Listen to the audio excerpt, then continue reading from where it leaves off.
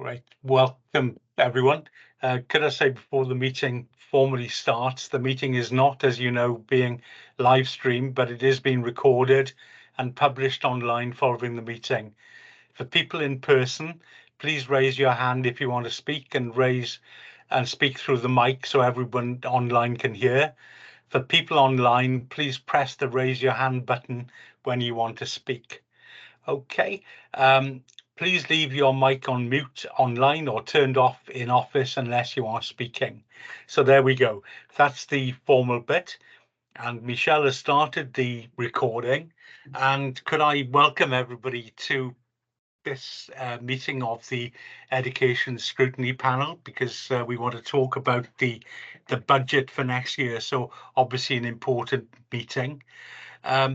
Michelle, are there any apologies? Yes, there are apologies from Mike Day, Bev Hopkins and Adam Davis. Great, thank you. Disclosures. Are there any disclosures of a personal or prejudicial interest?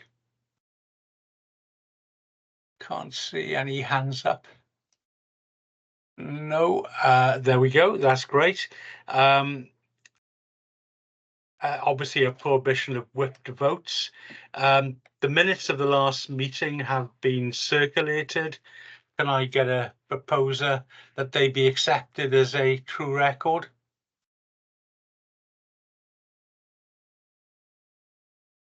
Sandra Joy and Sue Jones. Great, thank you. Thanks for that. That's great news. Then you've got a copy of a letter that I sent to Councillor Robert Smith, a cabinet member. Any comments about that? The next item then is public question time. And have we received any questions, Michelle? No public questions today. Okay, great. Well, we go on to the main meat of the meeting, and that is the obviously the budget. And I'd like to welcome Councillor Robert Smith, the cabinet member. So welcome, Robert, and Kelly Small as well. And so it's really good to see Kelly, because she's feeling a bit under the weather, but she's still here. Fair play to her. So Robert, do you want to kick off and then possibly Kelly? Just to thank Kelly for preparing the presentation, which I think summarises the budget that's put forward. And I know the effort she's making this afternoon. So I think what we need to do is direct any technical questions to Kelly, and then if there are any political points afterwards, I'll happily pick them up. But over to the brave Kelly Small, I think. Kelly. Thank you. I'll try and share my presentation. Apologies to people if I do have a coughing fit. I'm hoping it won't happen, but you never know. I'm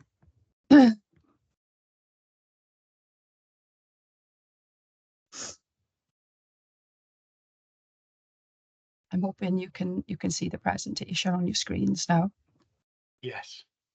Okay, so I just wanted to highlight the education budget to you and how it stands. And this is actually for the current financial year. So we delegate 88.4% this year of our education budget to schools. So we do always try and prioritise how much money goes out there rather than holding it back in the centre. But I just wanted to highlight to you as well that that nearly half of our centrally retained budget is spent on items that are sort of fixed and volatile in some instances and sort of out of our control. So you can see there we've got 9.7 million that is spent on school-based pensions for staff that have previously left the service. We pay for all the schools' insurances for their buildings and staff insurance. And then we also pay for any school staff then that go on maternity or paternity pay from the centre. We spend 8.8 million on home to school transport. And to be honest, home to school transport increases have been a real issue for us in education, because to balance our budgets, then we've had to make savings from elsewhere within education to balance the books. So at the moment, we're still looking at a £2.7 million overspend for home to school transport during the current financial year. A lot of that is due to increases in things like fuel and retendering costs, but there is also increase in demand, particularly for additional learning needs and Welsh and faith education. And then we've got another 0.7 million, which we have to put into grant match fund for our schools. So that money does go out to schools. And then we've got another 0.3 million then for school broadband costs.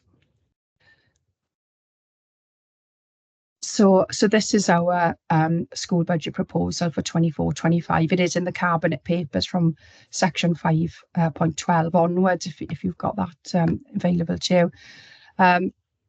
So the pay inflation that we're looking at there of 12.6 million is really offset then by the savings that we've proposed to balance to our cash limit for 24-25. So however, we have found additional one-off funding, and the leaders put this money in from the IT reserve in the main. So there's 7 million coming in from that reserve that will have to be replaced. It's there for a replacement of the IT infrastructure and devices in schools that were funded by a Welsh Government grant. And we've also had some extra funding from Ben Smith from contingency to support schools with energy, so another 4.5 million.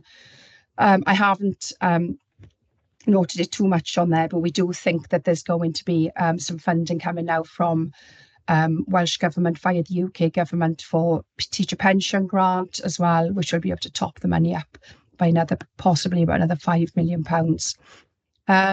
So that's where our sort of headline figures are coming from. I wanted to flag grants in particular there because a lot of school funding does come from grants and education funding. And what we've been told is that overall across Wales, that funding will flatline. So whereas it's good that there isn't a reduction there, obviously, if you're paying staff out of that grant, then it won't be enough to cover any pay increases. So consultation with the schools and with the budgets for next year, we have met with head teachers before Christmas, and we've given them an outline of where we think the budget's going to go. And we've also met with our school budget forum. So the school budget forum always sends back a formal response letter on the budget, and that forms part of the Cabinet Papers. So overall, the budget itself for next year, it's still going to be, I think, a bit tight for schools, and obviously for individual schools, particularly those that don't have a lot of money in reserve, it will be, even more of a pressure. But just recognising, I suppose, that overall our reserve in Swansea is still quite healthy, and we are the top end in Wales for our reserve figures there. And just, I suppose, to note the schools, of course, as well as the budget, they are dealing with a lot of change at the moment, as we know, sort of curriculum for Wales, the ELN reform, universal free school meal rollout, and we've also got things like falling birth rates and things as well.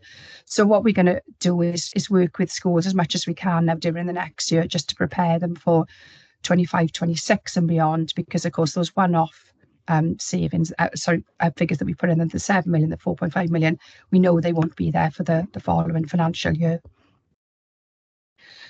So our central budget, we had to make savings there to meet our cash limit. So we've had to make just over £2 million worth of savings, which is actually 8.5% of our central budget. I think it's worth noting, if you've seen the Cabinet Papers, that our education budget is only 4% overall of the total council budget. So what we did when we were looking at how we were going to make the savings from the centre, the three heads of service looked at some principles, and we agreed, what principles we would apply. So there's a selection of them on the screen there. So even though education services are mainly statutory, what we've tried to do is squeeze those as much as we possibly can to carry on sort of delivering those statutory services, but in the most cost-effective way. And we've also recognised there at the bottom point, recognising that early intervention in a lot of services can pay dividends in the future. And if you think not just for education, but for the wider council services and the wider community, when we're looking at support for young people. So when we look at the central staffing that we've got in education, you can see that there are a lot of staff that are covered by grant or by service level agreement, SLA. But when we look overall, what we've tried to do is look at reductions that wouldn't actually affect staffing, or where we're going to make opportunities where reductions have already been made. So, for example, if we haven't filled posts where there was a vacancy, we've taken those savings rather than looking at making any redundancies. So we think there could possibly be one compulsory redundancy throughout the whole of the Central Education Directorate. So these are some of the savings that we've proposed for education. So we're looking at, for ALN, changing the threshold to access central support for for equipment. So what we say there is, if a child has got an individual need, at the moment, if the piece of equipment exceeds £150, we pay for the full costs of the equipment. But what we're going to do is introduce like an excess sort of form of payment instead. So the school pays the first amount of the claim, which we haven't determined as yet, and then the centre will top up the rest of it. We've got enhancing in-county provision to reduce the out-of-county provision costs. So you'll already be aware that we've increased our special school places in the last couple of years, and we've also looked at increasing our STF, our special teaching facility plan places. So by enhancing those in-county places, we don't then have to provide more expensive out-of-county placements. So we're trying to stem the flow of those out-of-county placements, and we think we can make that 431,000 saving next year. Independent out-of-county schools and contracts. We're having a bit of a tighter grip really on the placements that we're making out of county. So we set up contracts with our providers, and we get them to sign up that they can't increase their costs over a certain threshold, because that was something that was happening previously. They were, perhaps this is the price and we just have to pay it. So now we've got a tighter grip on it. So we hope to make that saving next year.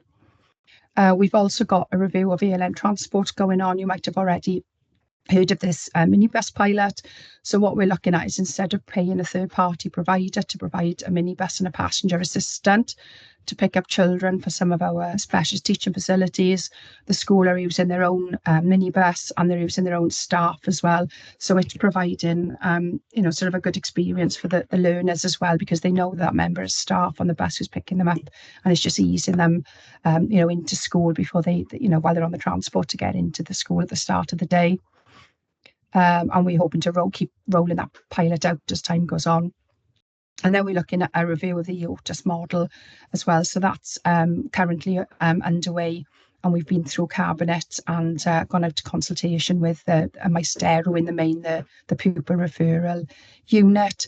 So what we've done, we established a new building. We brought all our PRUs together into one site, and we're just reviewing the provision really. After we've embedded into the site now, we realised that we could make some savings from a slightly different model of delivery. So that's our ALN savings proposals. Then I've got some others under a general heading of service review. Sorry. So we've got a business support review underway, where we're looking at our administrative and secretarial functions and trying to streamline those. We've got a continued review and rationalisation of the directorate, I've called it. So this is where, as I mentioned before, we've had to make savings in the past to try and balance to our existing budgets throughout a variety of areas, really, perhaps using grants to offset core costs, not replacing vacancies, etc. So we're continuing with those savings that we've previously made and not replacing those services going into the future. We're also looking at recovering project office salary from capital schemes. So we can do that for live schemes. And, as our school strategic outline programme rolls out now, we'll have more and more schemes, and we'll be able to claim more from the capital grants. We're looking to offset our school improvement team salary costs, and that's through a variety of things, such as grant income.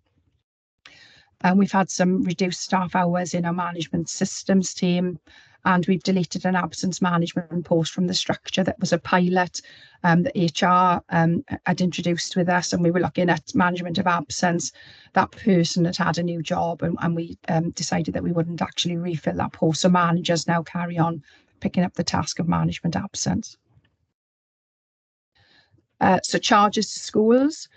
If schools ask us to clock their school governing body, then we have to do so, but we're looking to increase the charge in line with inflation. So it's going to go from £25 an hour to £30 an hour. We're also looking to increase the charge we make to schools. It's normally £10 an hour to £12 an hour, and where they have a learner with us on home tuition. And after 6 months, we'll increase that then up to £15 an hour. We're also increasing the catering and cleaning SLA charges to schools. Again, that will be to cover the increased staffing costs and additional costs for catering for food and fuel. And then finally, other savings. Some of these are very small, but I think it'll show that we have really reviewed the whole of our central budget to see where we can make savings. So we have a couple of caretakers who live on school sites, and they've been paying a peppercorn rent that hasn't, really increased much over the years. So we're looking to increase it by 10%, which equates to, I think, is £28.90 maximum a month for any of those caretakers. And then that'll give us extra income. We've already retendered our online payments provider for free school meals, and sort of through that process we did make a saving of £35,000 that we put forward as a saving. And we've reduced the cost centre for historical pensions. There's no other way to describe that really than people have died, and we've just taken that saving from the pot. And then we've got a transfer from health and safety budget to corporate, and a schools at risk budget to corporate. So these two are where they were the only real, I suppose, contingency type budgets we held in education, and that would be to support schools if there were any ad hoc health and safety projects going on. And for the schools at risk, it would be where there was a school without a head teacher and a deputy head teacher unexpectedly, and then we could get some support brought into that school. So what we've agreed is that we'll lose both of those budgets, but if something does arise, we can put a business case forward to corporate to see whether we can use money from the corporate contingency. We've reviewed the broadband contract for schools, so we've made a £15,000 saving there, and we're looking at rationalisation of post-16 transport to reduce to reflect the reduce in demand. So we're going to have one less coach that we need for our post-16 transport, so we put that there. And that's it really from my presentation. Great, thanks, Kelly. Thank you very much. And I could see you were struggling with coughing there and so on in the middle. So really, were pleased you could manage to get through there. But thank you for that, and thanks for the work that you've put in. Now I know there'll be a number of questions, and I know Angela had her hand up initially. Angela, do you want to come in? Hiya. My question was basically about the education funding grant that you spoke about at the beginning. Did the schools know, did the head teachers already know about that in their recent budget meeting, for example? Would they already know of that funding, or was that extra funding recently? So for the grants, the flatlining grants, is it? For the first one, you mentioned the education funding one. Yeah, so what we do, as soon as we're aware of what grants are available to schools, we do let them know. So we have actually had, there's been a change in the Welsh Government now. They're looking to consider workload impact, so they're looking at rationalising quite a few grants into one overall local authority education grant. So we have, Friday and earlier in the week, last week, we have had some allocations, so we can get those out to schools, which will be good. So at least it'll help them to set their budgets. We haven't had the pension grant as yet. I think it's going through the Welsh Government at the moment, so we're hoping we can get that extra funding announced soon as well. Yeah, so as soon as we know anything, we do let schools know so they can help with their planning if that's what you needed. Yeah, only because I know it's quite a real scary situation, isn't it, that they may have to get rid of many teachers or teacher assistants that work in the school. So hopefully that may help. Thank you. Yeah, I think this year in particular as well, because of the early Easter holidays, we are trying to get as much information out to schools as early as we can, because, we tend to think there would be redundancies at school, but if there were, there's that earlier cycle as well. So anything we can share with them, we will as soon as possible. And we're hoping to get indicative budget shares out to school now by the end of February, sort of the latest if we possibly can. And if I can come in there, Chair, I think that Sure. is crucial, that the sooner schools know, the sooner schools are able to start planning for the future. And I think that's been the approach taken by the Directorate. Well, as soon as information becomes available, we'll make it available to schools. Great, thanks. Any other questions in the room or any other hands up? I can't see anybody in the room. Oh, here we are. Francesca. Thanks, Chair. So I couldn't find my hand on the phone then. Thank you, Kelly, for that, and I appreciate it. Some tough times ahead, really, with that budget. It is quite a small budget, really, so I do appreciate that. But on the slides, I could see that consideration of being given to the ALN transportation. I was just wondering, I don't know if this is still the case, but with Welsh medium schools, they have I'm guessing a funding stream for transportation pupils there. Has that been taken into consideration? Have they looked at the same manner as the ALN, or is that deemed separate? Yeah, so we've got one overarching home to school transport policy, and that'll apply then to Welsh medium, English medium, faith, ALN, etc. So the usual sort of rule of thumb under that is that if you live within, more than 2 miles from your primary school, or more than 3 miles from your secondary school, that you would be eligible for home to school transport. And then under that, then it will depend on availability of walking route. And for ALN children, then obviously they would have an assessment then on their ability to be able to transport themselves for those distances. But it is consistently applied then, whether it's Welsh medium or any other sector. And sorry, just to follow up on that. So if the child wasn't, ALN, and they go into a Welsh school sort of out of their catchment area, so to speak, is transportation provided for then, or is it down to the parents? I know before they used to get transport provided for them. Yeah, you'd have transport if you live more than the 2 or 3 miles from your catchment Welsh medium school. But if you live within that distance, then you wouldn't get the transport. But you'd only get transport to your catchment area school. Catchment school, yeah. So whether it's English medium catchment school or Welsh medium catchment school. Oh, so there's no preference if it's a Welsh or English. It's deemed exactly the same. Is that correct? Yeah, the only difference being, of course, is that the catchments for Welsh medium school are geographically bigger than the catchments for English medium schools.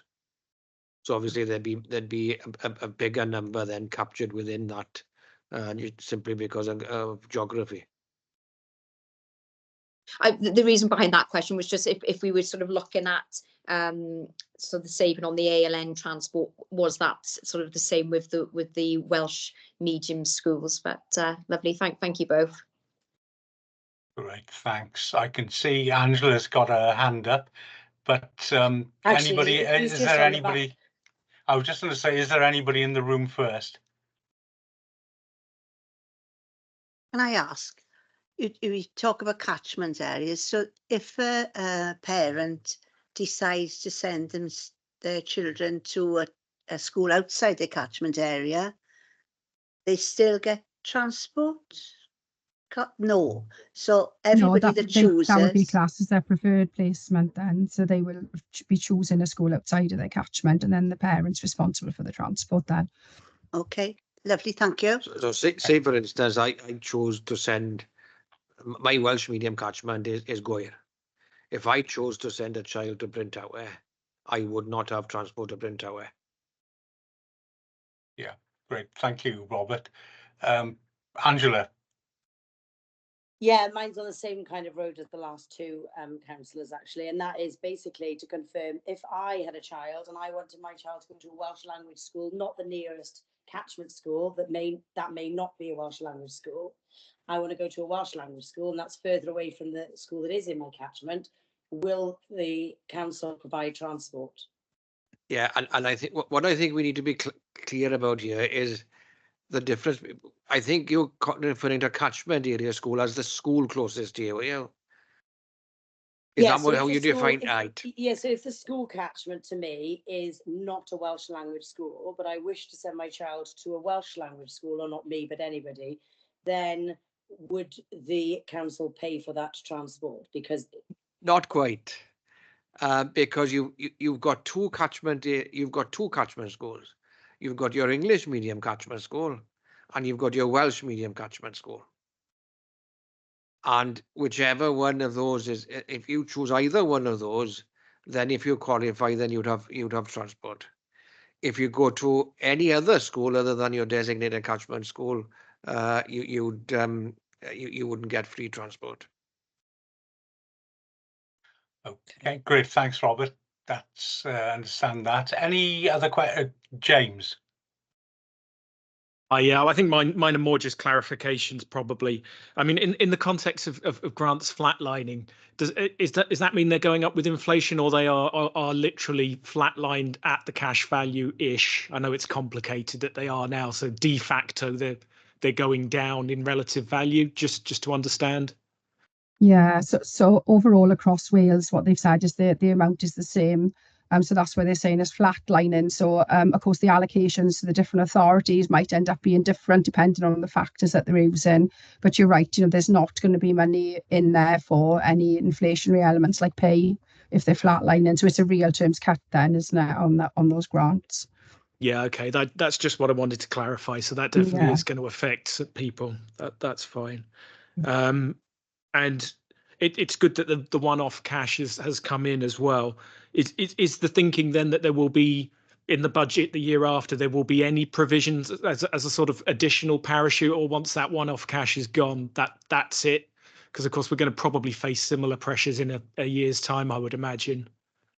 I think we need to plan for the worst and hope for the best. But certainly in terms of looking to the medium term, I think it does look the problems ahead, and we are facing difficult times. There's no getting away from it. No, that was my understanding as well. So yeah, thank you very much for that. And I'm just on a bit of a flyer, but again, I just wanted to understand, this was from the cabinet notes. It's talking about the 5% increase in teachers' pensions, which you may have mentioned already, but I just wanted to again make sure I was understanding that. The expectation is that Barnet consequentials will come from UK government to cover those costs, but as of yet they haven't. So, but it's highly likely that will come through, is it? Yeah, I believe it's just sitting with the Welsh government at the moment, and I think we're pretty confident that there will be an announcement before the final settlement comes to us that teachers' pension money will come away. And I think Ben Smith is he thinks it's going to be about £5 million, but obviously we need to see that in our bank first, and yeah. We obviously belt and braces. We're going to assume the worst, but I think that is an assumption that we've got. No, a reasonable expectation. Yeah, I think it's clear in the document that I just wanted to get a feel for how likely it was. It sounds fairly solid, so thank you very much. Because I think Kelly, is that from the Barnet consequentials, really? So that comes from the UK government, so to Welsh government. So it just simply is waiting for them to pass it on. Yeah, that's right. And that's for this financial year, of course. Yeah. Could I say, in the school, where's it? I was looking here, the school budget forum, they talk about reserves in schools having dropped, and I know that in when I'm a governor, but they say overall 30% in 22-23, and they anticipate 50% 23-24, and they could be literally wiped out in 24-25. So this year really, so it's that is a bit of a worry, because schools I know dip into those to help keep themselves afloat. Yeah, so our published figures from March 22, we had 28 million in reserve, and then the following year we had 20 million in reserve, and it looks like we'll be using up at least another 8 million, you know, so 8 million year, 8 million year, you know, you can just tell simple maths, isn't it? A couple more years down the line, that money will be gone if that burn rate continues. Yeah. And yeah. as I said earlier, that the difference, of course, between individual schools, you know, some schools do still have a healthy reserve, and some are already sort of at that sort of point of potentially going into deficit next year. And I think that's the key. Not all schools have the same level of reserves.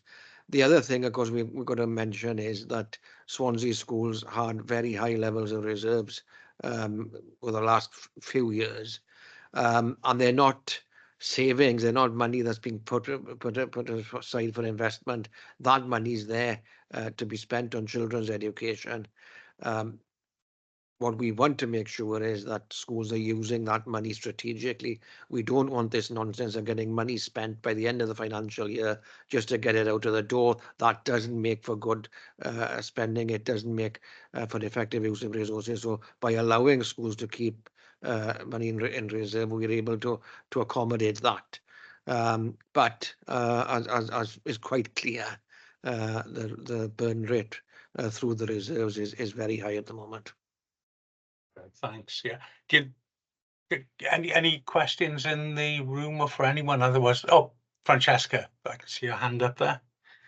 Yeah, thank you, Chair. I know that's really positive to hear what the cabinet members said then about, you know, you just don't want to be spending money willy-nilly before the end of the financial year. But what mechanisms would be put in place to try and make sure that does happen?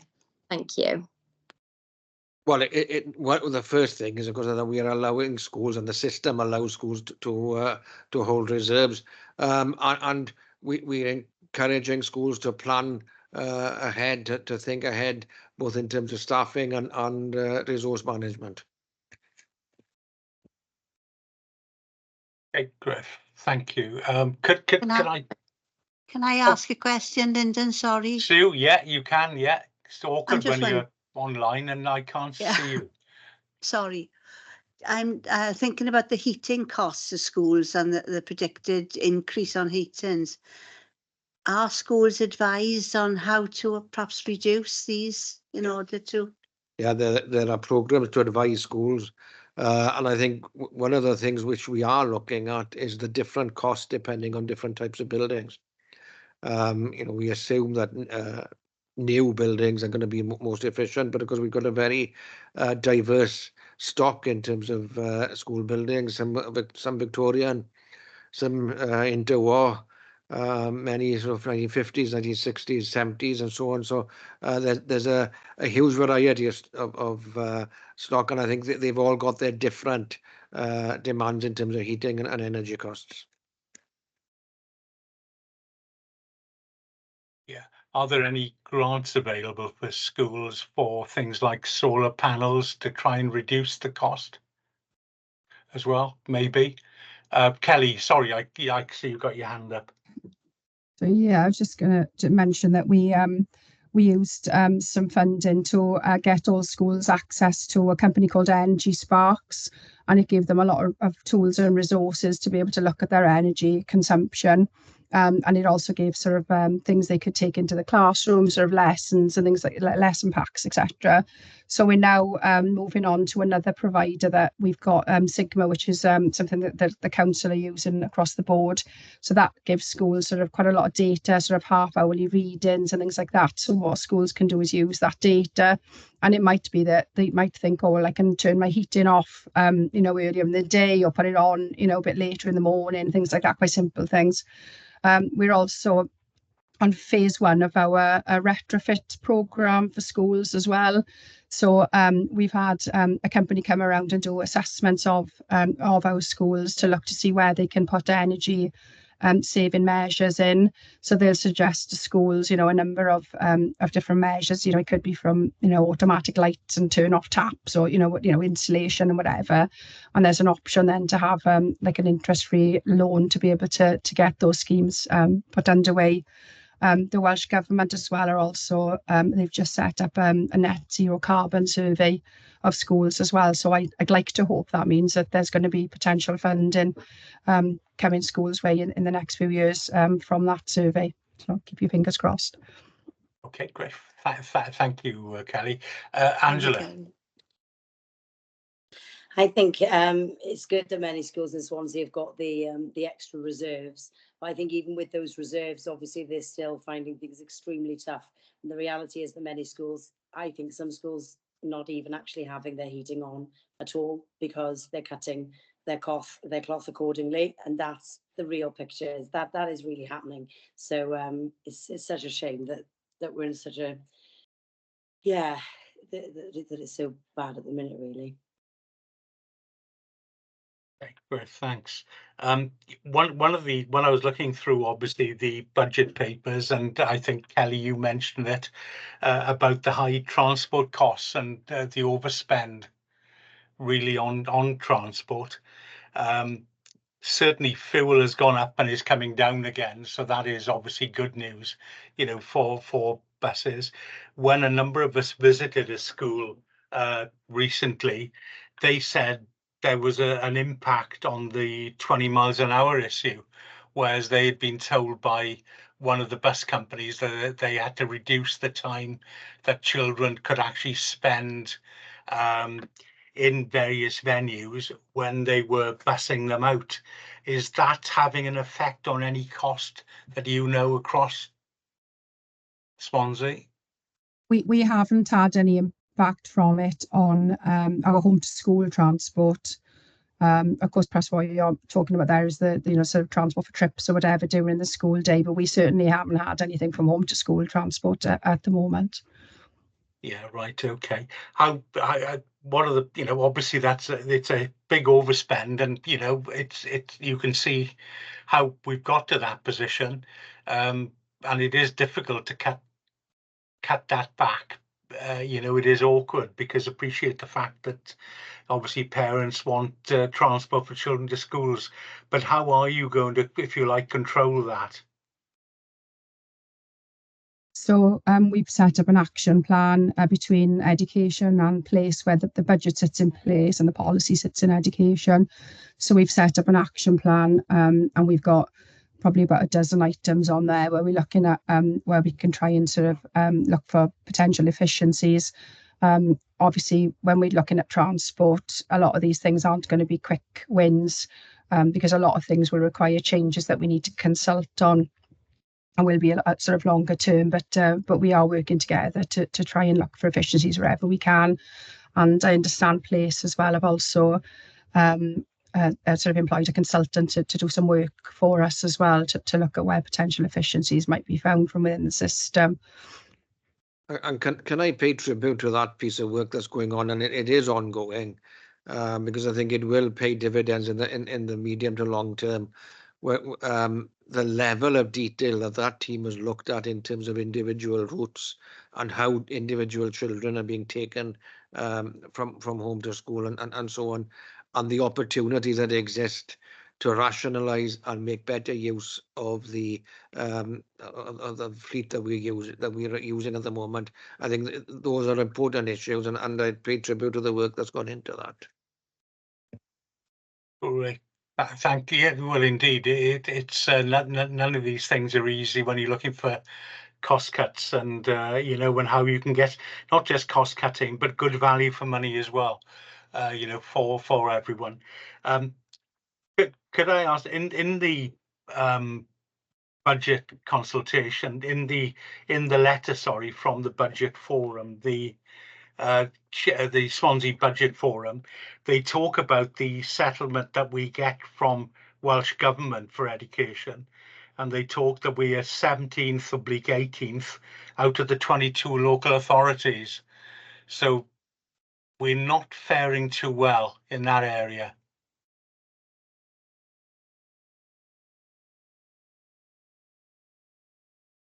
Yeah, I mean, that's referring to how the Welsh Government allocate their funding out to local authorities. So the Yes, Welsh Government have got their own sort of funding formula that they use to give money out to education authorities and councils in Wales. And sort of unfortunately for Swansea, I think sparsity pays, quite a heavy sort of weighting for their formula. So obviously, as a city region, we don't get that, which is why we sort of tend to be down the bottom end of the funding table per capita across Wales. that is obviously a challenge, and I'm sure, something we need to keep on knocking on their door, really, to make sure we get the maximum in that. Thanks for that. Yeah, great. Any other questions from anyone in the room? No? Okay. Well, if that's it, well, thank you all. If there are no other further questions, Robert, would you like to come in and tie anything up, or we're going to sit down and look at a note that we've got to send on? Okay, so but- I should leave the meeting now then. Just want to thank you for your questions this afternoon and for the work you put into it. Great, thank you, and thank you to you for coming along, and to Kelly, especially as she's not well, and really good of you. I think she should deserve a tribute for this afternoon. Absolutely, yeah. Thank you, Kelly. Thank you. Really grateful to you. Okay, bye. Okay, great, thank you. And Michelle, if we can sit down now and look at the letter that we, or the notes that we send off to Chris. Yeah, Chris we've just Holly. got some bullets. Yeah, we've just got some bullet points to put together, some bullet points really that we can pass to Chris Holly for the service improvement finance panel, which is tomorrow morning actually. So if we can agree what you'd like to say. Okay, anybody like to kick off? Any thoughts?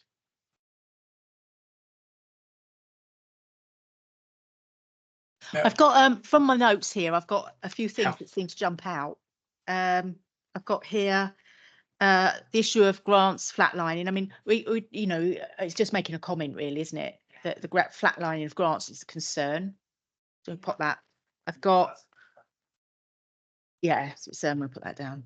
I think the other one, these are just points now, is that we're concerned about, we follow we support the view of the Swansea Budget Forum about the level of reserves in schools. Level. Because I think it's a point they make, and obviously it's important that money.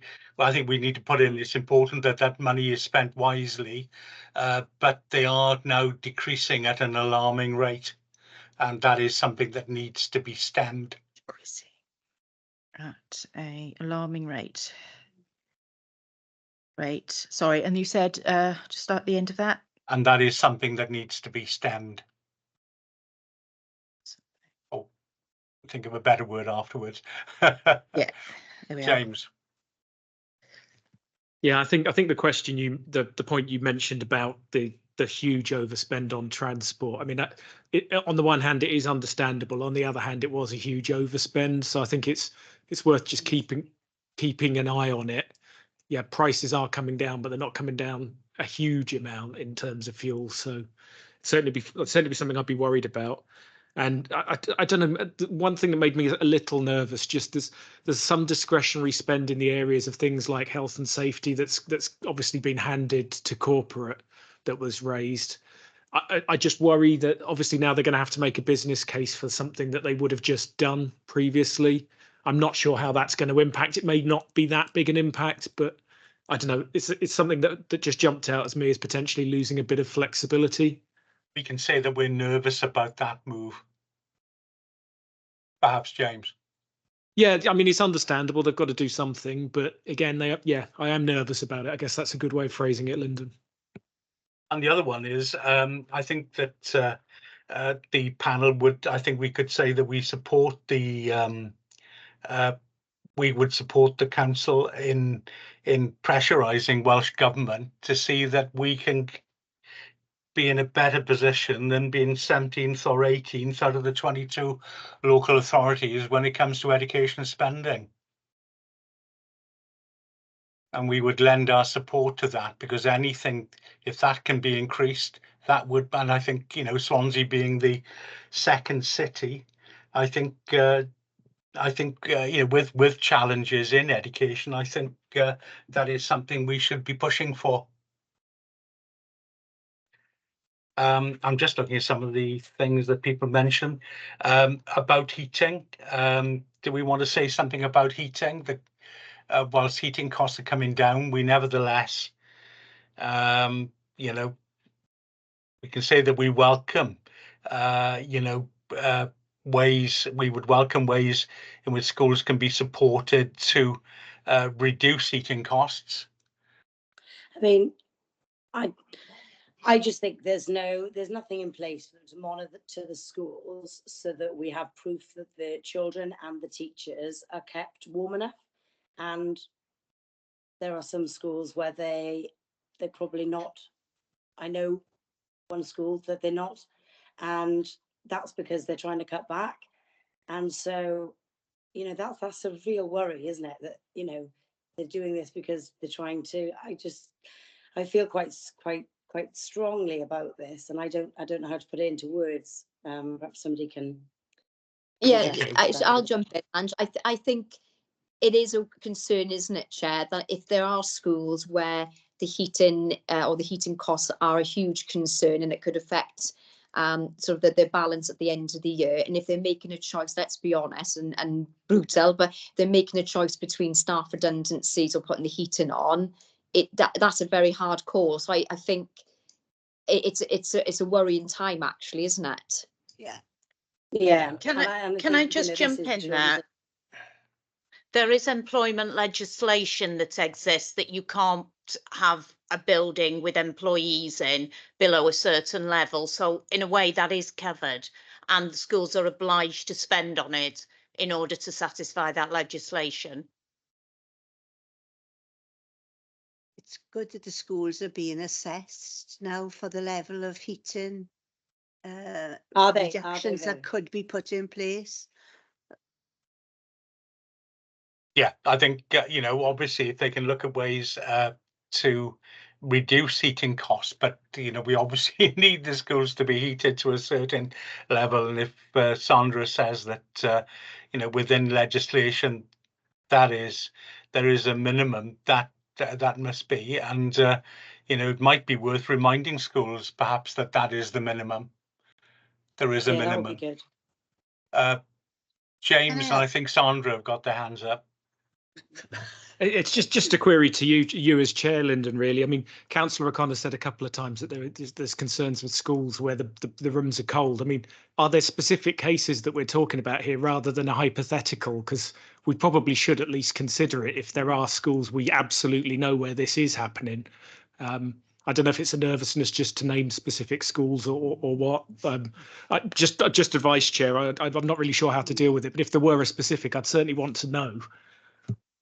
I think maybe that's something to be mentioned, maybe at a later date or after the meeting. Yeah, if there's individuals. Okay, but we can certainly take up with you know, with the member of the cabinet member and the director of education about individual schools if that is, you know, if that is an issue, because, you know, children aren't going to learn properly if they're cold. Or teachers aren't going to be at their best. Yeah, if anyone has any concerns, if they email myself and Lyndon, if there's a particular schools that we can then pass that on to the cabinet member to investigate. I think we want to say we, you know, appreciate it's a challenging budget, but, you know, we're pleased that at the centre they've looked at their overall cost to bring it right down.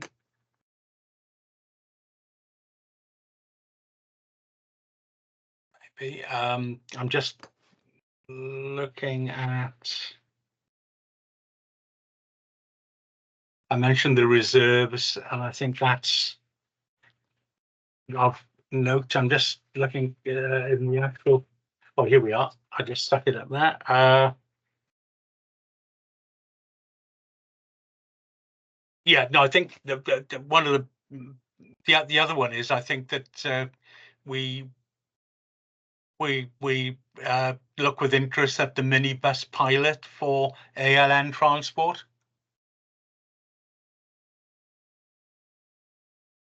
Sorry, what was that? Uh, To we acknowledge the minibus pilot. acknowledge, yeah. Yeah, acknowledge the minibus pilot that is taking place around ALN transport, and you look forward to seeing the outcome of that pilot.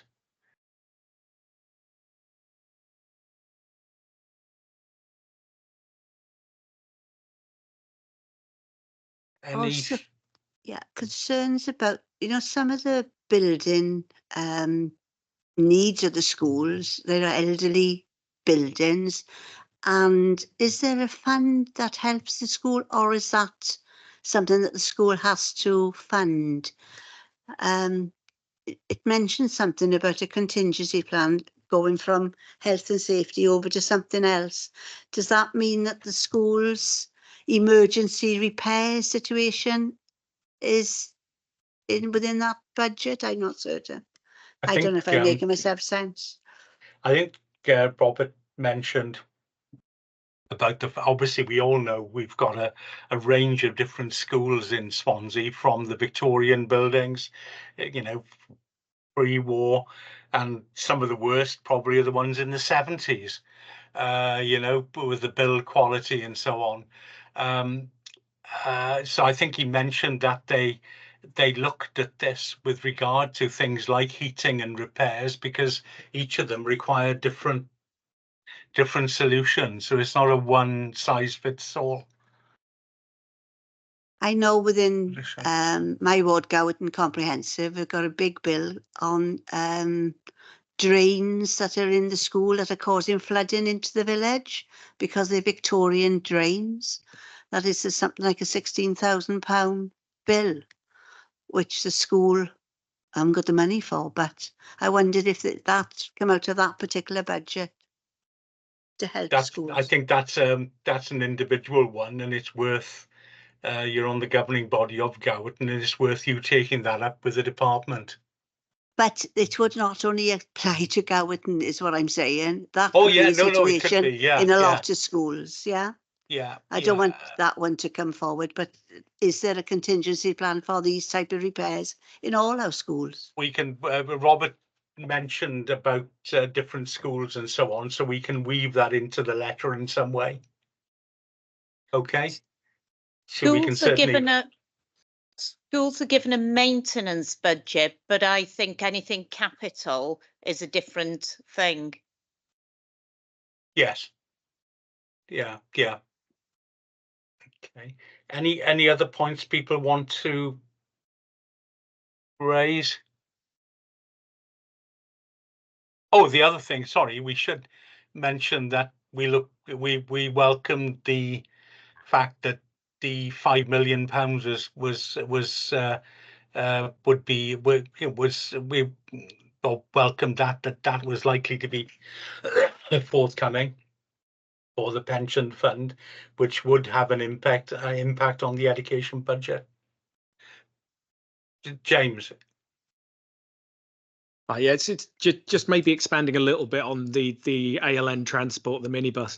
It's kind of notable. I'm just looking at the cabinet's papers, page 32, 33, where they've got the costings. The transforming additional learning needs is doing an awful lot of legwork in terms of savings.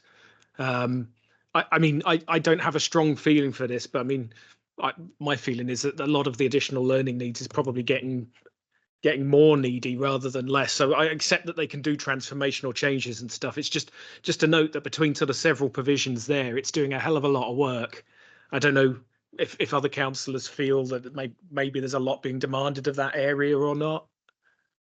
I'm just looking at it now, James. Yeah, because it's got transforming additional learning needs to enhance in-county provision, reducing out-of-county costs. Well, I think they can save money with that, because people, I know we had some students that were going to a number of, but I've asked this question a number of years ago, the Amelia Trust in the Vale of Morgan, for example. But obviously it's cheaper to do things in-house, isn't it? Oh, yeah. You know, then what I mean is in county rather than go all the way to the Vale of Glamorgan, for example. So they've put in savings for that in county provision. So that could be significant, because they probably charge quite a bit. But yeah, no, we can certainly put a line in about that, James. I was thinking we could put something in, like the concern you've got, and that the panel will be interested to see how this progresses. So obviously it's still early days with the outcomes of that, isn't it? That is a very good way of phrasing it. Yeah, yeah. I'm not saying it isn't realistic. I'm just noting it's quite a large portion of the savings. Yeah. And it is. So it's worth, we're certainly looking at that. But yeah, there's quite a bit, because if you look at, you know, EOTAS, you've got 200 million, you've got 200 million to enhance county provision, reducing out of county costs, 50 million on another area. Then you've got, was it rationalisation? Yeah, of the a review of the ALN transport minibus pilot, and so on. So it goes on. Yeah, no, there is. Yeah, okay. So if are there any other points that people think about? I was something slightly outside the central budget, but when I was looking at some of the figures in one of the schools the other day, and about IT licensing, is there a way that this could be done? Maybe the cluster buying the license, or even the county buying the license. Surely that might be cheaper, because you sometimes get a group insurance policy is better value than having an individual one. I'm just wondering on that. Angela, you got your hand up. Yeah, sorry, only a query. Increase in charges for the catering service. Projected 25, 26, 100, and then going up year on year. Is that for the free school meals? Sorry, increased charges for catering service. Is that because some schools have had to have, you know, the kitchens or whatever, because that would already be in place? Yeah, and they're either increasing the charges depending on what, not everybody's getting a free school meal at the moment, so maybe increased charges to it. You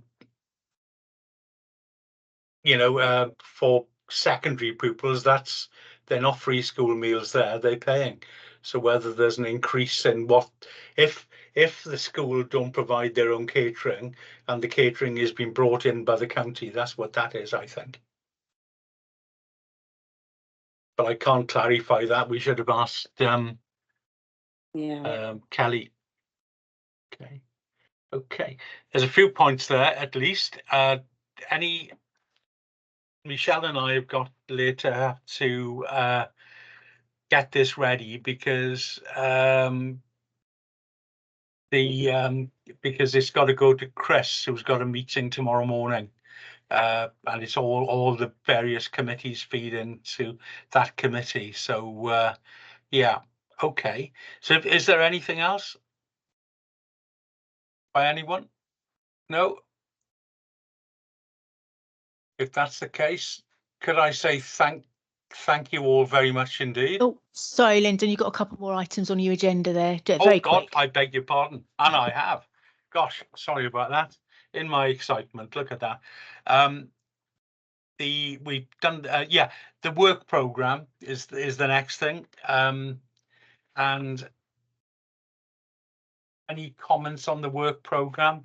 We've also got, as you know, an extra meeting put in on the 19th. Okay, any comments about the work program? No hands up. There we are. Great, thanks. And the final thing on the agenda is really for noting, and that is the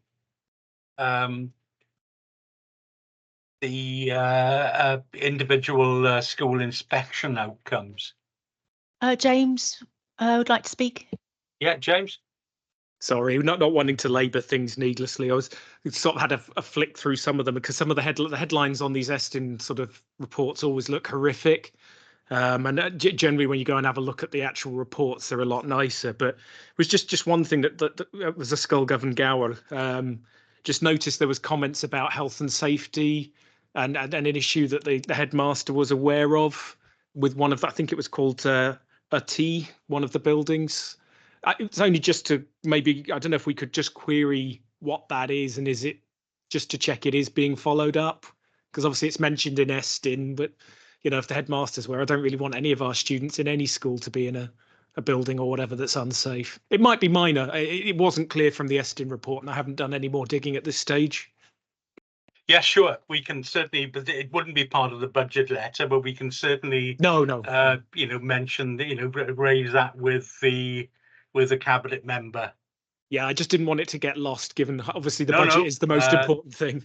No, it is vitally important. Okay, great, thanks. Any other comments from anyone? Yeah, Sandra.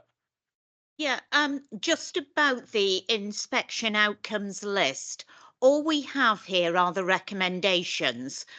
Some of them, as funnily enough, as James said, do sound quite damning. When you actually go into those inspection reports, some of them are actually very, very positive reports.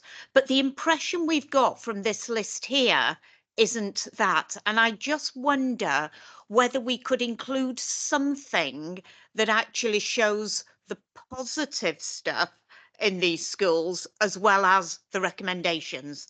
Because I do think, as I say, I think some of these schools are doing actually very well. In the old days, they might have been graded good or excellent, but all we're seeing is the negative stuff on here. Yeah, I can ask the department. Yeah, I can ask the department to because they put forward these, and I just take them off and pop them into a list. But the department could possibly maybe put a little bit more information on a summary of you know, how they think things are moving forward, or just a paragraph. I was going to say the introduction to most Estin reports actually will start with something like, this is a thriving, caring school or something. They'll put something very positive there, if indeed there is something, which there usually is. So they'll put the very positive things in there. But we are missing it as an education scrutiny, because truthfully, the way this is we are focusing on the negative rather than getting a full context of that school. It is important we get the right context as well, because I know not everyone, but a number of us went to Dylan Thomas School. And I can remember reading some stuff somewhere about that. And I said, well, it's not like this at all. It actually is extremely good. And there were really good examples of stuff going on there. And I've used them as examples to other schools when I've spoken to them, and what they were doing around attendance, welcoming people and all the rest. And I think, you know, in that sense, we do need a true reflection of the school. And if we hadn't visited that school, we would certainly not have known that. And it was there, so therefore that is quite important. Okay, but a good point, well made. It's a very good school to highlight, actually, because that school has got some of the highest free school meals in the country. It's you know, off the scale when it's being categorized for free school meals, and they do some amazing work. When you read some of these reports that are included in this particular this recent round of inspections, some of them are being asked to write case studies because they have done some really good things. But we are not seeing that. We are just seeing the recommendations. Yeah, no, certainly we can certainly raise that with the department, because it is important that we get the full picture, really. And I always use, as I say, Dylan Thomas as the example. is because when you know the school, gosh, you know, you can only be really impressed with what they're achieving. And yet, if we hadn't done that, well, we would have a different reflection on it. Well, listen, if there isn't anything else, no hands up. Thank you all. It's been, I tell you, a bit of a challenge doing it this way with me being online. So thank you for the people in the room for putting up with me doing that. And look forward to seeing you, which is an online meeting, on the 19th. Thank you all very much. Looking forward to it. Thank you. you. Bye.